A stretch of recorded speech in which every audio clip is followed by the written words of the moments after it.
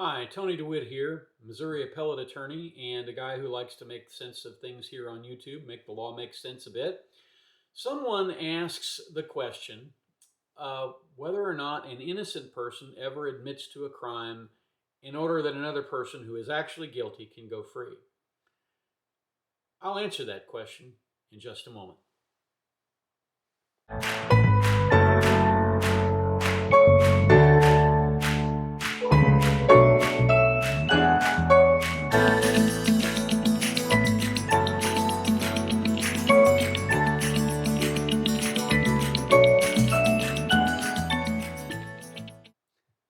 As hard as it is to believe, this happens every day. There are some people in the world who are so starved for attention that they believe even bad attention is good attention.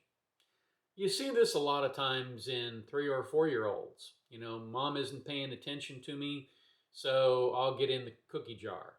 I'll do something I know I'm not supposed to do just so that mom yells at me, because when mom yells at me, she's paying attention to me.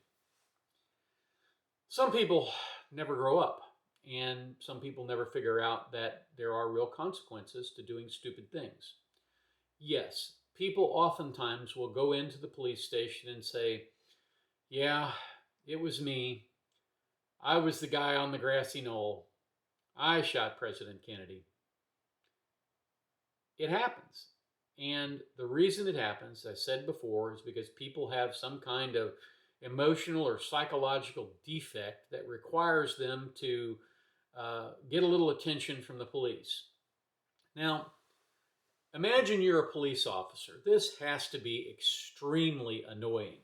To have somebody come in, you're looking for somebody who actually committed a crime, somebody who needs to be off the street, who needs to be in jail, because there is a real likelihood they'll hurt somebody else down the line.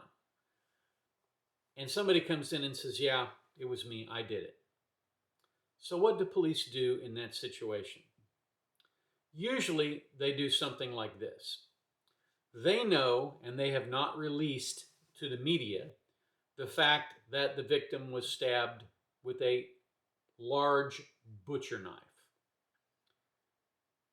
But they haven't said that. They've said they had a couple of stab wounds.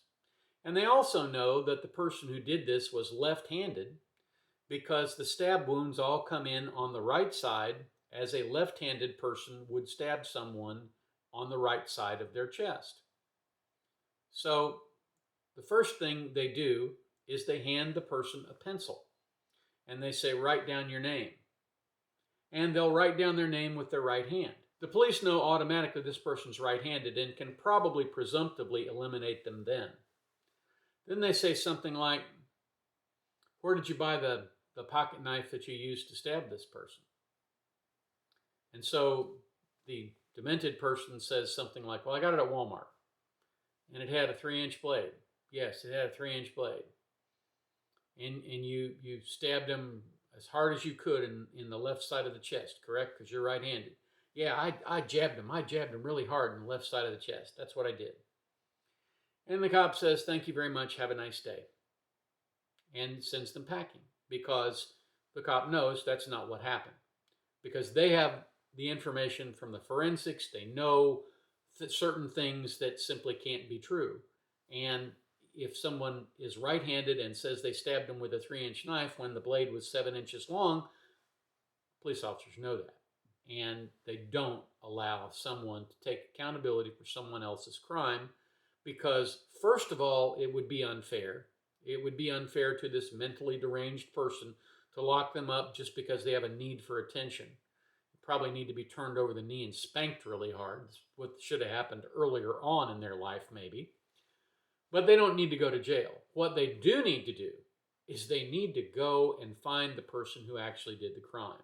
And that's what they're employed to do, and that's what they know their mission is, and that's what they do. We've seen a lot of work recently to demonize and diminish the impact that police officers and detectives have. And I won't tell you that detectives and police officers are 100% foolproof. I know from personal experience, in a case that I handled, that detectives oftentimes get pointed in one direction and can never see another explanation for what happened.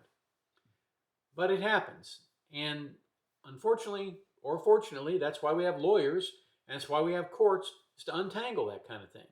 But the last thing in the world we need is someone engaging in some kind of self-congratulatory, hey, yes, I did it, taking credit for someone else's murder, because that leaves an actual murderer out on the street, making it hard for you and me both. So that's the answer to the question. I hope that you have found this interesting. If you have questions, leave them down below in the comments. I'd be happy to answer them. I try to answer all my comments. I'd really appreciate it if you'd smash that like button for me. You know, when you smash the like button, it makes you feel good all over, and it doesn't cost you a thing. And more importantly, it lets other people know that the content here is worthwhile and useful to other people. So thank you for watching, and have a terrific day.